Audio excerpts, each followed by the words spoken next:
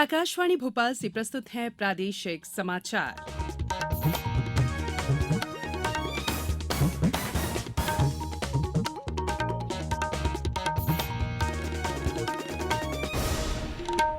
नमस्कार, समाचारों के साथ मैं संयुक्ता बैनर्जी। सबसे पहले इस बुलेटिन के मुख्य समाचार। केंद्रीय गृह मंत्री अमित शाह ने कल इंदौर से प्रदेश में चुनाव अभियान की शुरुआत की। आयकर रिटर्न दाखिल करने का आज अंतिम दिन, अब तक 6 करोड़ से अधिक भरे गए रिटर्न। विश्व स्तनपान सप्ताह की कल से होगी शुरुआत, प्रदेश में होंगे जन जागरूकता के कार्यक्रम। और श्रावण मास का आज चौथा सोमवार, उज्जैन में महाकालेश्वर और खंडवा में ओमकारेश्वर में विशेष तैयारियां। अब समाचार विस्तार से। केंद्रीय गृह और सहकारिता मंत्री अमित शाह ने कल इंदौर से प्रदेश में चुनावी अभियान की शुरुआत की। उन्होंने भाजपा के संभागीय बूथ कार्यकर्ता सम्मेलन में हिस्सा लिया। श्री शाह ने कहा कि देवी अहिल्याबाई होलकर ने पूरे देश में धर्म और भारतीय संस्कृति को पुनर्जीवित करने की शुरुआत की थी। प्रधानमंत्री नरेंद्र मोदी उन्हीं का अनुसरण करते हुए तीर्थ स्थलों का जीर्णोद्धार कर रहे हैं। श्री शाह ने उपस्थित कार्यकर्ताओं से प्रदेश सरकार की उपलब्धि जन जन तक पहुंचाने का आग्रह करते हुए प्रदेश में एक बार फिर भाजपा सरकार बनाने का संकल्प लेने का आह्वान किया। प्रदेश में विकास योजनाओं की जानकारी देते हुए उन्होंने कहा कि मध्य प्रदेश में 91,90,000 किसानों को प्रधानमंत्री किसान सम्मान निधि योजना के तहत 19,000 करोड़ रुपए दिए गए हैं।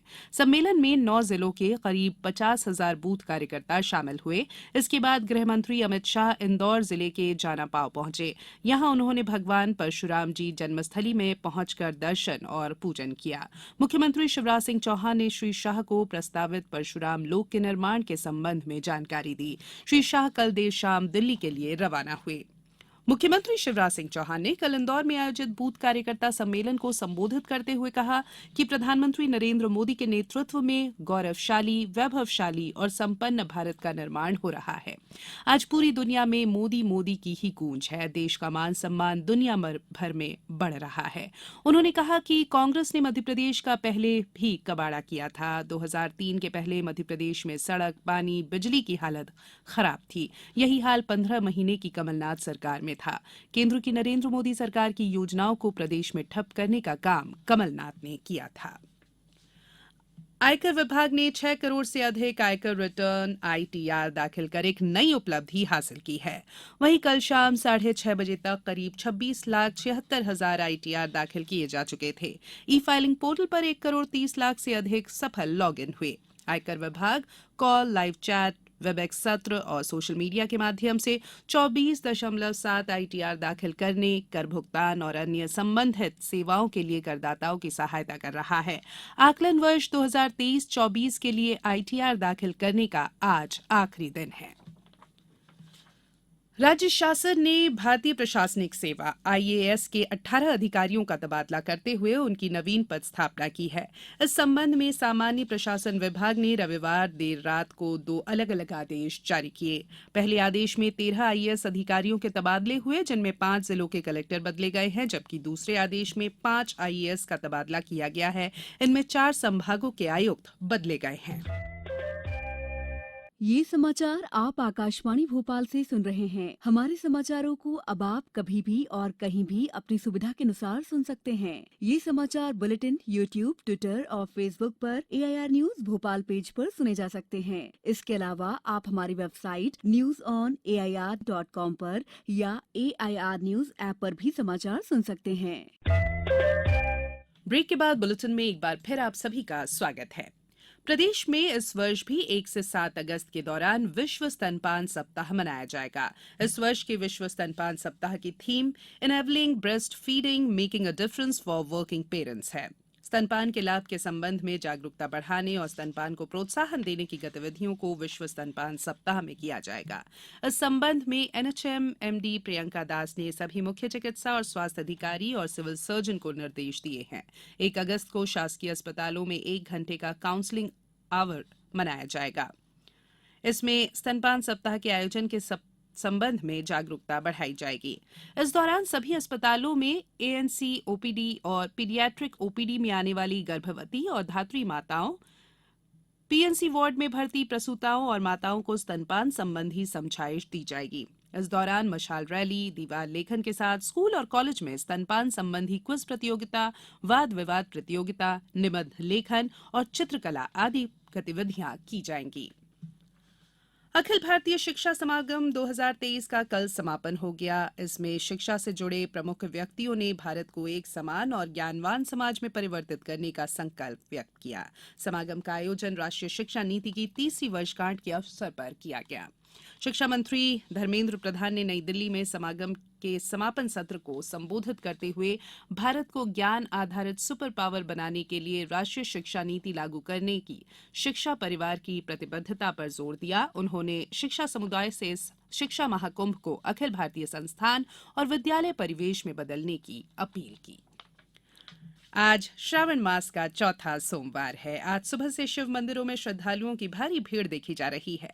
उज्जैन में भगवान महाकालेश्वर की चौथी सवारी आज निकाली जाएगी। श्री महाकालेश्वर मंदिर प्रबंधन समिति के प्रशासक और अपर कलेक्टर संदीप कुमार सोनी ने बताया कि श्री महाकालेश्वर भगवान की चतुर्थ सवारी में पालकी में श्री चंद्रमौलेश्वर, हाथी पर श्री मनमहेश, गरुड़ रथ पर शिव तांडव और नंदी रथ पर उमा महेश के रूप में विराजित होंगे।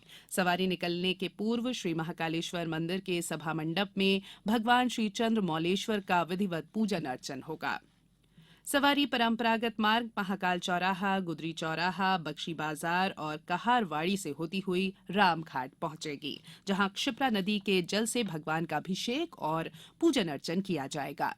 सवारी के लिए प्रशासन ने पूरी तैयारी कर ली है। खंडवा जिले की तीर्थ नगरी ओमकारेश्वर में भगवान ओमकारेश्वर और भगवान ममलेश्वर की आज सवारी निकाली जाएगी।